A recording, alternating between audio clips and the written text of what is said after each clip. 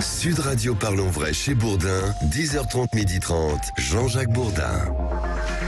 Bonjour à toutes et à tous et merci d'être avec nous, de réagir, de participer, toujours plus nombreux. Vous appelez le 0826 300 300 et vous êtes en direct avec nous pour nous faire partager ce que vous vivez et vos remarques. Vous le savez, nous avons besoin de vous pendant ces 2 heures, 10h30, midi et demi. Parlons Vrai chez Bourdin. Sujet principal ce matin, le futur projet de loi sur l'immigration.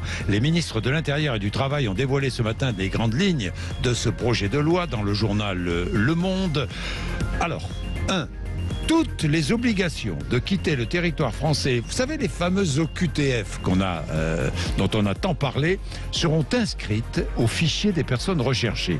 Alors, nous allons expliquer dans quelques minutes avec Didier Lesky, qui est le directeur de l'Office français de l'immigration et de l'intégration, qui sera notre invité, l'un de nos invités ce matin. Et puis autre chose, les ministres de l'Intérieur et du Travail proposent dans cette interview, dans le journal Le Monde, de créer un titre de séjour spécifique pour les travailleurs irréguliers exerçant dans un secteur manquant de main-d'œuvre. Un titre de séjour métier en tension, en quelque sorte. Pénurie de main-d'œuvre, faut-il accélérer la régularisation des travailleurs sans papier? C'est la question que je pose et ce sera l'objet de notre débat confrontation entre 11h et midi. Nous sommes au cœur de l'actualité ce matin sur Sud Radio et j'en suis très heureux.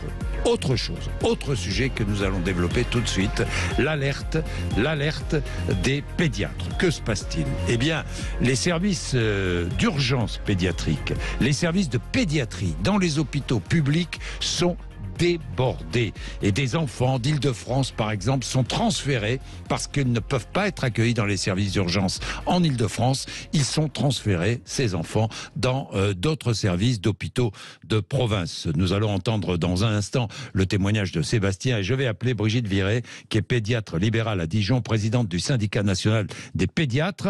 Autre chose, et je l'évoquerai avec Brigitte Viret, alerte de Santé publique France. Nous avons trop d'antibiotiques et rappelons-le, ces antibiotiques n'ont aucun effet sur les angines et ne fonctionnent pas contre les virus. Trop d'antibiotiques prescrits, notamment pour les enfants. Il est 10h33.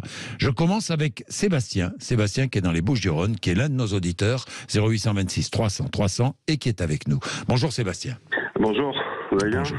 Vous allez bien Sébastien? Oui, très bien, merci. Bon, vous avez dû aller 2 fois à l'hôpital, aux urgences, pour votre fille qui a quel âge Sébastien? Elle vient d'avoir 3 ans. Elle vient d'avoir 3 ans. Voilà. 2 fois aux urgences et vous avez rencontré aux urgences, c'était à Aix et Marseille je crois, des services débordés. Complètement. En fait, donc il y a 2 mois, ma fille a fait une chute en tombant du lit sur le visage et c'est enfoncé des dents. En fait, c'est cassé des dents. C'est ce qu'on croyait au départ. Oui. Donc on a appelé le SAMU qui nous a redirigés vers l'hôpital Nord de Marseille. Et parce que c'était potentiellement un des seuls services où il y avait un stomato de garde, c'est-à-dire quelqu'un qui pouvait intervenir au niveau de la bouche en plus des services, oui. des gens compétents sur place. Oui.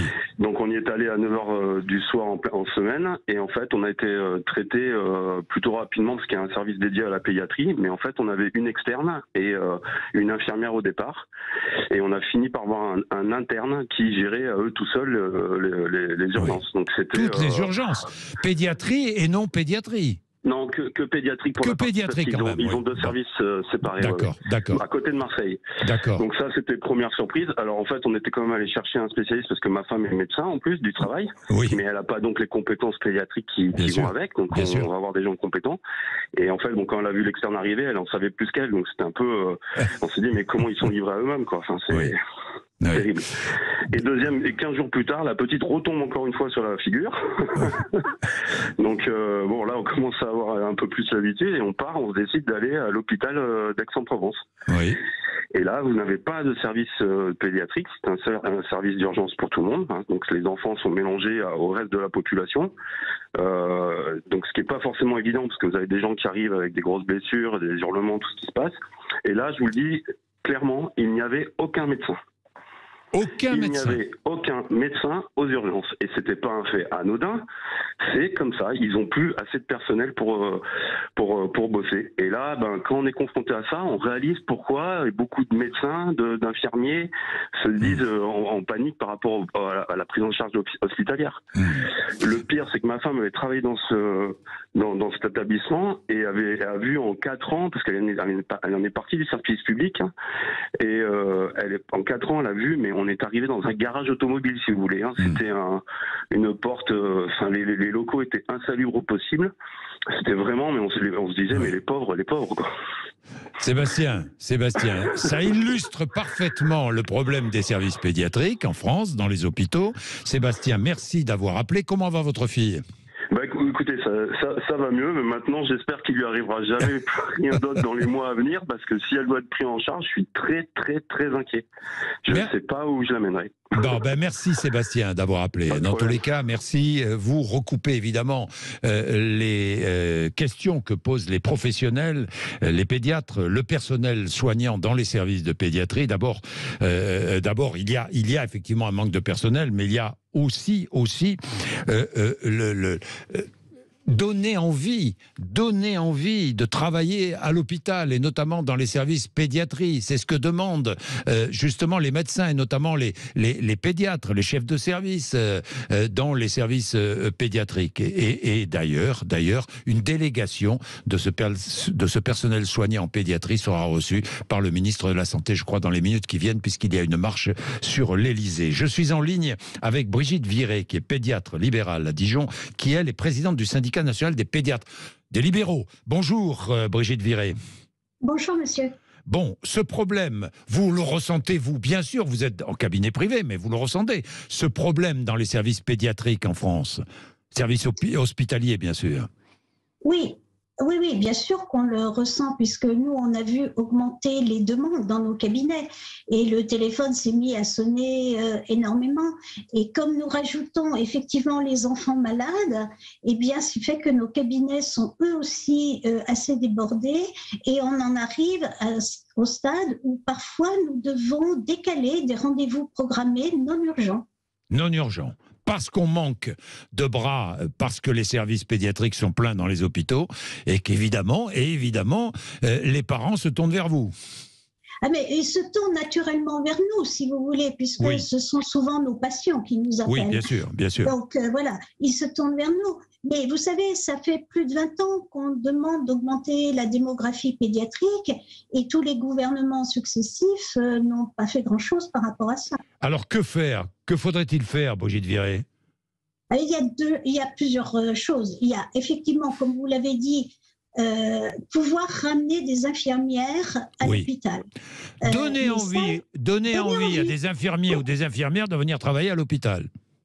C'est sûr, mais ça veut dire un autre management. Parce que si c'est pour reprendre comme avant et les faire courir dans tous les sens et ne pas retrouver le sens de leur métier, il n'y aura personne qui reviendra. Après, il faut qu'il y ait plus de pédiatres formés. Mais tout ça, ça va forcément prendre du temps. Ça ne va pas se faire en claquant des doigts. Bien sûr. Mais bien sûr. Alors Brigitte Viré, je suis content de vous avoir avec nous parce qu'il y a un autre sujet que je voulais aborder avec vous, la prescription d'antibiotiques et notamment prescription d'antibiotiques aux enfants. Les prescriptions d'antibiotiques repartent à la hausse.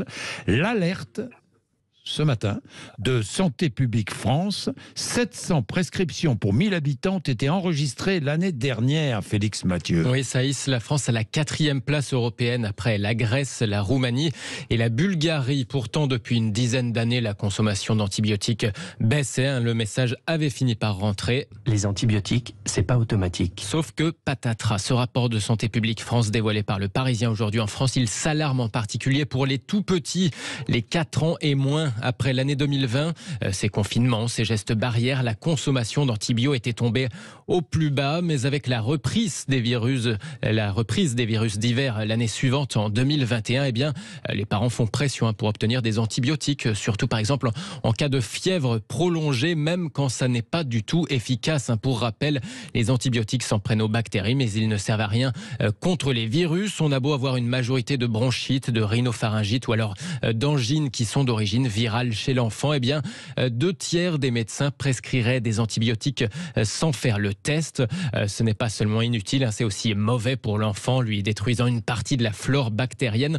Dangereux aussi collectivement finalement, puisque par une sélection naturelle des bactéries les plus résistantes, eh bien, ça rend les antibiotiques de moins en moins efficaces avec le temps. Docteur Viré, comment réagissez-vous à cette alerte lancée par Santé publique France ? Oui, je pense que c'est pas étonnant. Effectivement, comme vous l'avez très bien dit, les antibiotiques, en ce moment, dans plus de 90% des cas, ça ne sert à rien. Oui. Ça ne sert à rien sur les maladies virales. Et il faut faire, et c'est ce que nous faisons, nous, en règle générale, dans nos cabinets, il faut savoir faire des tests pour savoir si on a affaire à une infection bactérienne ou à une infection virale. Donc, en tant que pédiatre, on peut doser en prenant un petit peu de sang au bout du doigt d'un enfant, avoir ce qu'on appelle la CRP, ce qui nous permet de dire si on a affaire à une infection virale ou à une infection bactérienne.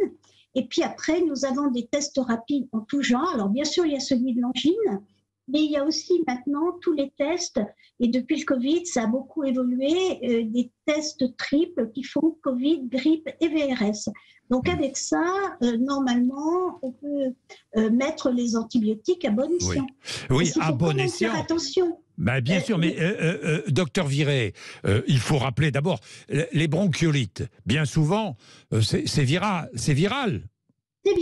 Voilà, c'est viral. Donc l'antibiotique ne sert à rien si c'est viral. Tout à fait. À rien du tout. Il faut bien le dire. L'angine, dans la plupart du temps, c'est viral.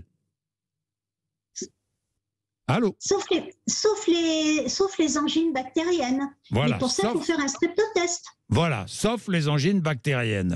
Alors, rappelons que l'antibiotique, c'est efficace contre les bactéries, mais pas contre les virus. Il faut le rappeler. Oui. Il faut le rappeler. Alors, je pense que, nous, quand on voit nos patients dans nos cabinets, on a une relation de confiance, ils ont l'habitude, on prend le temps de leur expliquer. Mais imaginez des parents qui viennent nous voir avec un enfant qui a 39-40, qui tousse, et on leur dit faites des lavages de nez. Des fois, ça passe pas bien quand on leur dit ça. Venir chez le médecin pour qu'on leur dise faites des lavages de nez. Pourtant, c'est ce qu'il faut faire. Mais je comprends la difficulté de certains médecins qui voient un enfant éventuellement en urgence qu'ils ne connaissent pas, qu'ils n'ont jamais vu. Et ils ouvrent un peu le parapluie. Ben évidemment. Tiens, témoignage. Frédéric est médecin à Paris. Bonjour Frédéric. Bonjour tout le monde. Bonjour. Alors vous dites en tant que médecin, je suis contre les antibiotiques prescrits aux enfants. Oui, bien sûr, quand c'est pas nécessaire, si c'est effectivement viral, il n'y a pas de raison d'avoir des antibiotiques. Après, je suis entièrement d'accord avec ce qui vient d'être dit. Les antibiotiques ont un rôle précis. Chaque antibiotique a un rôle précis, doit donc être administré quand cela est nécessaire. Si cela n'est pas nécessaire, il n'a pas lieu de l'être. Il faut aussi que les enfants apprennent à se défendre, que leur système immunitaire se construise, se fabrique. Mais il est vrai aussi qu'il y a une pression parfois des patients, quand c'est des patients non connus, il peut y avoir une pression, une incompréhension quand ils ne ressortent pas avec une ordonnance sur laquelle il y a... Voilà, c'est compliqué. Vous rencontrez ça tous les jours, j'imagine, Frédéric ? En permanence. Bah, bien sûr. Bien sûr, les parents, le médecin ne prescrit pas d'antibiotiques, c'est un mauvais médecin, quoi.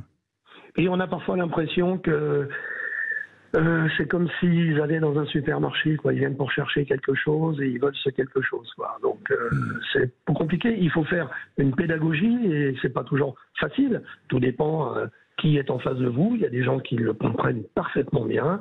Il y a d'autres patients qui sont moins accessibles, d'autres parents qui sont moins accessibles aux explications qui peuvent être données. Et c'est un travail de conviction qui n'est pas toujours facile, qui demande du temps. Et bien sûr. Vous savez que le temps, les journées font 24 heures et on n'arrive pas à tirer plus pour l'instant. Donc rien n'est simple, mais effectivement, il faut être très attentif quand même, comme il vient d'être dit, de savoir ce à quoi on fait face. Est-ce qu'on fait face à un virus ou est-ce qu'on fait face à une bactérie? Bien sûr. Frédéric, j'ai une dernière question. Vous êtes médecin, vous avez 65 ans. Est-ce que vous êtes prêt à poursuivre votre activité après avoir pris votre retraite? Dites-moi. Je le fais. Vous le faites déjà? Je le fais déjà, oui. Vous le faites déjà? Bien sûr, oui. Bon. Merci Frédéric, dans tous les cas, merci beaucoup. Merci. Et merci Docteur Viret, pédiatre libéral à Dijon, je rappelle, présidente du syndicat national des pédiatres. Allez, vous réagissez si vous le souhaitez sur les sujets que nous venons d'évoquer, 0826 300 300, mais nous allons passer à toute autre chose, le projet de loi sur l'immigration qui sera présenté en janvier, mais nous commençons à connaître les grandes lignes. Ce matin dans le journal Le Monde, le ministre de l'Intérieur, Gérald Darmanin, a présenté plusieurs mesures. Gérald Darmanin qui veut par exemple inscrire les immigrés menacés d'expulsion au fichier des personnes recherchées. Nous allons parler de cela avec notre invité Didier Lesky qui est directeur de l'Office français de l'immigration et de l'intégration. Et puis je vous rappelle le débat que nous allons ouvrir tout à l'heure. Main-d'œuvre manquante en France, faut-il favoriser la régularisation des travailleurs sans papier? Là aussi, l'un des axes de ce projet de loi sur l'immigration concerne justement ces immigrés qui sont sans papier, qui travaillent. Eh bien, nous allons ouvrir le débat tout à l'heure entre 11h et midi, débat auquel participera d'ailleurs Didier Lesky. Il est 10h46, vous êtes sur Sud Radio, merci vraiment d'être avec nous, c'est passionnant de vous savoir là, et surtout c'est passionnant de vous entendre. Vous avez entendu le premier témoignage tout à l'heure. Faites comme notre auditeur de tout à l'heure. Appelez-nous 0826 300 300 et vous êtes à l'antenne. Sud Radio Parlons Vrai chez Bourdin, 10h30, 12h30, Jean-Jacques Bourdin. Parlons vrai, savoir et comprendre le matin entre 10h30 et midi et demi. Et je suis heureux de recevoir Didier Lesky, qui est directeur de l'Office français de l'immigration et de l'intégration. Bonjour. Bonjour. Merci d'être avec nous. Alors, nous avons pris connaissance ce matin de certaines dispositions du futur projet de loi Asile-Immigration qui sera présenté en janvier par le ministre de l'Intérieur Gérald Darmanin qui, entre parenthèses, sera bientôt avec moi ici même pour répondre à mes questions et pour répondre aux questions des auditeurs, à vos questions, le 0826 300 300. 29e projet de loi Asile-Immigration depuis 1980. Gérald Darmanin veut, par exemple, inscrire les immigrés menacés d'expulsion au fichier des personnes recherchées, les fameuses OQTF. Il y a près de 50% des OQTF qui font l'objet de recours qui les suspendent. Alors, l'une des dispositions du projet de loi qui sera examiné début 2023 au Parlement est de fortement simplifier les procédures et de passer de 12 à 4 catégories de recours pour exécuter plus rapidement les mesures. C'est ce que dit Gérald Darmanin. L'objectif, c'est de rendre les OQTF plus efficaces, Didier Lesky. Oui, absolument. Et le ministre de l'Intérieur reprend des préconisations qui avaient été faites par un rapport sénatorial de monsieur Buffet, et justement qui pointait la difficulté, je dirais, technique sur le plan juridique avec la multiplication possible des recours ou la variété des recours pour ceux qui font l'objet d'une obligation de quitter le territoire français. Alors, quel est ce fichier des personnes recherchées? C'est un fichier général de la police, oui, qui comprend plusieurs catégories de personnes, et le ministre de l'Intérieur souhaite y rajouter une catégorie qui ne sera pas celle de personnes qui auront commis un délit, puisque la présence sur le territoire sans titre de séjour n'est pas un délit ou n'est plus un délit, mais qui permettra de tracer les personnes et en particulier de voir celles qui partiraient d'elles-mêmes du territoire, puisque je rappelle qu'une obligation de quitter le territoire français, vous avez aujourd'hui 1 mois oui, pour l'exécuter de vous-même. Alors, ça permettra de compter les départs d'étrangers. Ça permettrait de compter les départs d'étrangers volontaires dès lors qu'ils passent par un aéroport ou par une... Et puis ça permettra de constater que la personne repart. Oui, mais si elle repart par des voies, je dirais, traçables. Voilà. 120 000 OQTF par an. Oui. 120 000. 50%. Sachant qu'elle ne dure qu'un an, puisque le ministre de l'Intérieur dit qu'il faut les exécuter rapidement.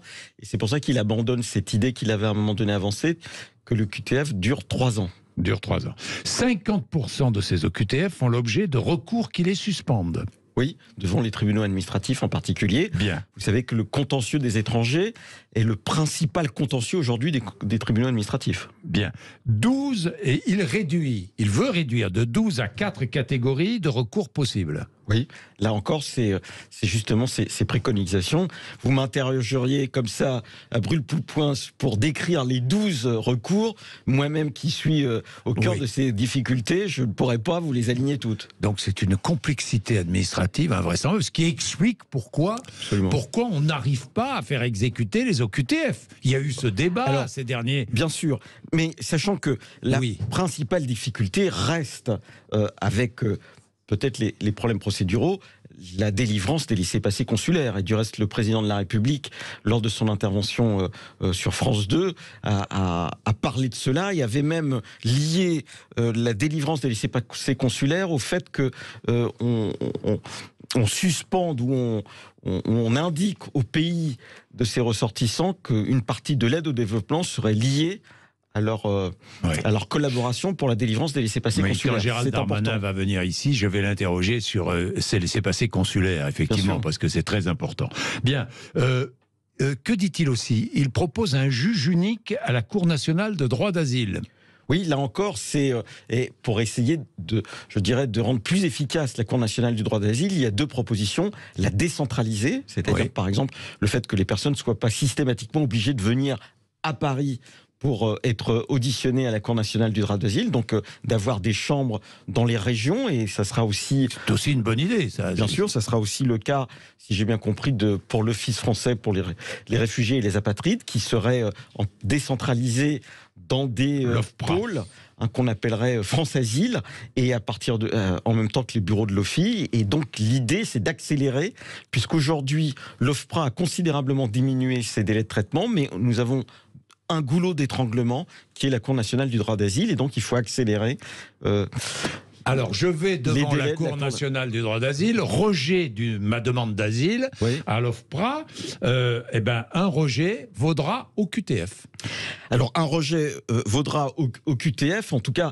Avec possibilité de recours sous 15 jours. Bien sûr, mais ça veut dire qu'on gagnera le temps administratif entre la décision de refus et le moment où aujourd'hui le préfet, ou les services du préfet délivrent une obligation de quitter le territoire, et puis après va de nouveau se poser la question du laissez-passer consulaire quand les personnes n'ont pas de passeport. Donc volonté de simplifier les textes, de simplifier les procédures, de durcir aussi, la loi.